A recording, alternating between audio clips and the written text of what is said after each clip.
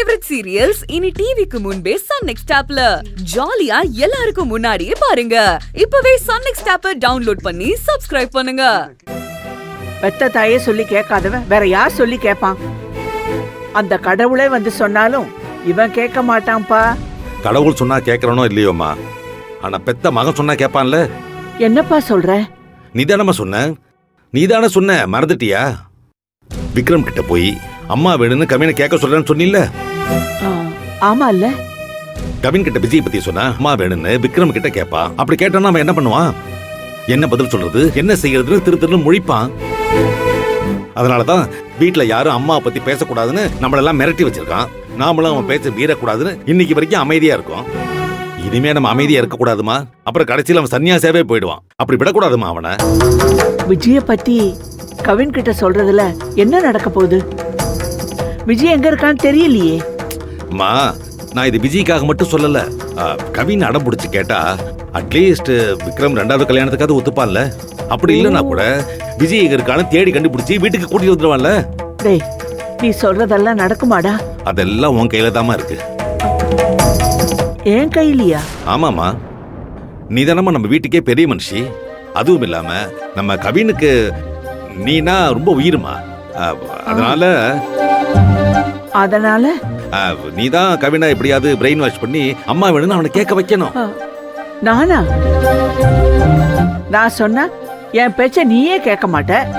இதுல எங்க இருந்து கவின் கேட்பான்? அம்மா, நம்ம வீட்டுக்கு ஒரு மருமக வேணுமா வேணாமா?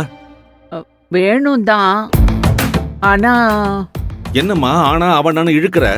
இந்த இடத்துல நீ கொஞ்சம் ரிஸ்க் எடுத்து தாமா ஆகணும். நீ எப்படியாவது கவின் கிட்ட போய் பேசி அம்மா வேணும் அவனை கேட்க வை.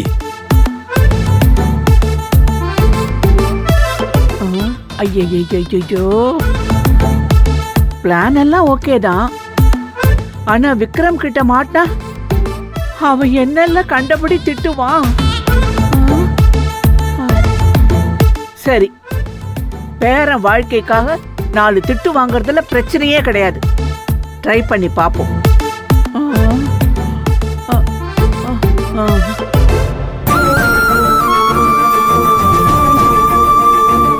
ஏண்டி, என் போனை திருடினதும் இல்லாம எப்படி வந்துச்சுன்னு தெரியலன்னு போய் வேற சொல்றியா நீ? கடையில வேலை செய்யறதுக்கு உனக்கு சம்பளம் குடுக்கறாங்கல்ல, அப்புறம் திருடின? இதுக்கு நீ ரோட்ல உட்காந்து கேட்டு வாங்கி சாப்பிடலாம்.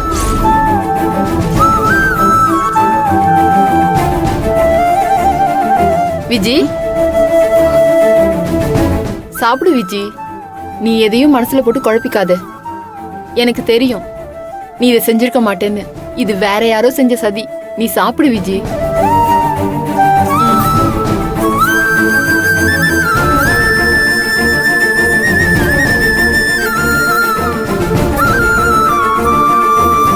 விஜி, என்னாச்சு விஜி? ஏன் ஒரு மாதிரியா இருக்க? அம்மா, நீ சாப்பிட்டியா? நடந்ததே நினைச்சு கவலைப்பட்டு இருக்கியா?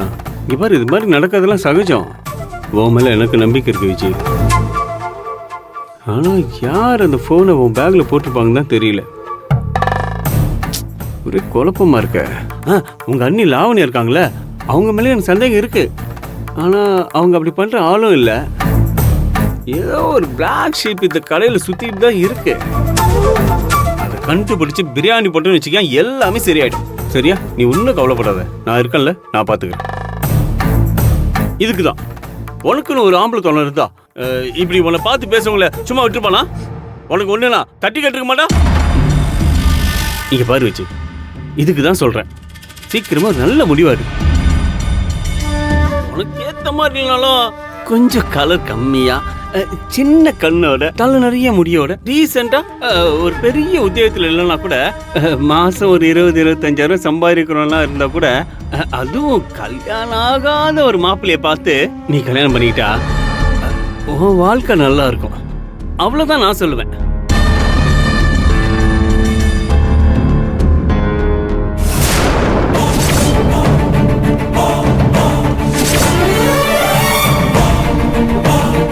ஏமா விஜய், என்னம்மா நடக்குதுங்க? ஏதோ செல்போன் திருட்டு அது இதுன்னு உண்மையில நிறைய கம்ப்ளைண்ட் வருது. இதெல்லாம் நல்லா இல்லம்மா, கொஞ்சம் பார்த்து நடந்துக்க. சார் நீங்களுமா சார் என்ன சந்தேகப்படுறீங்க? நான் உன்னை என்னைக்குமே சந்தேகப்பட மாட்டேமா. ஆனா ஆதாரத்தோட நிரூபிச்சா யாரா இருந்தாலும் குற்றவாளி தானம்மா. அதை நான் நம்பாம இருக்கிறதுக்கு நான் என்ன முட்டாளா? பாத்துக்க சுந்தரம். நான் பார்த்துக்கிட்டு தான் சார் இருக்கேன். யோ, நான் கடையை சொன்னையா.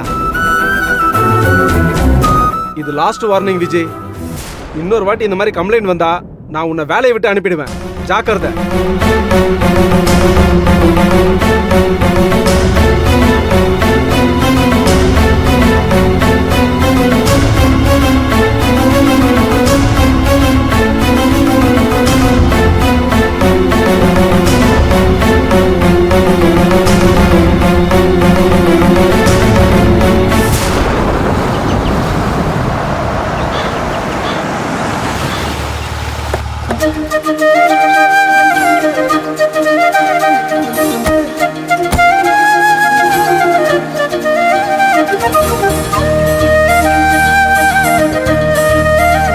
உங்க அக்காக்கு வருமானம் கொட்டுன்னு கொட்டுது போல இருக்கு.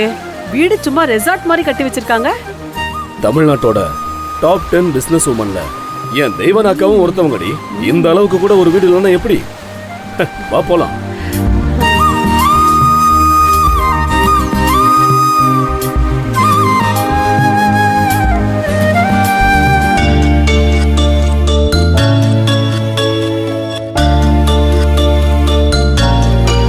அம்மா, அங்க பாருங்க யார் வராங்கன்னு. கவிதா, வா வா வா வா. வணக்கங்க. வா. அடடே, வாங்க வாங்க வாங்க. வணக்கம். வாமா, உட்காருங்க. உட்காருங்க உட்காருங்க. எங்க அக்காவை காணோம்? தெய்வான, தெய்வான, யார் வந்திருக்கானு வந்து பாரு. ரவீந்திரா பாபா, கனகா காஃபி எடுத்துட்டு வா. சரிம்மா. வா ரவீந்திரா, வாமா. உட்காரு உட்காரு. ரவீந்திரா, முதல்ல நான் உங்ககிட்ட மன்னிப்பு கேட்டுக்கிறேன். ஐயோ, ஏங்கா பெரிய பெரிய வார்த்தையெல்லாம் சொல்றீங்க? அப்படி என்ன நடந்து போச்சு? விடுங்க. என்ன இருந்தாலும் நான் செஞ்சது தப்புதான். கோயில்ல உன்னை பார்த்துட்டு அதுக்கப்புறமா வேற ஒரு கோவத்துல அங்கிருந்து கிளம்பி வந்துட்டோம். அங்கிருந்து உன்னை நான் கையோட வீட்டுக்கு கூட்டிட்டு வந்திருக்கணும். அதுக்குள்ள அங்க இருக்கிற சில கேவலமான ஜென்மங்கள் எல்லாம் என்ன டென்ஷன் பண்ணி விட்டுட்டாங்க. நானும் உன்னை கவனிக்காம அங்க ஒரு செகண்ட் கூட நிக்காம வீட்டுக்கு கிளம்பி வந்துட்டேன். ஐயோ அக்கா, எதுக்கு நீங்க இவ்வளவு எக்ஸ்பிளனேஷன் கொடுத்துக்கிட்டு இருக்கீங்க? உங்களை பத்தி எனக்கு தெரியாதா?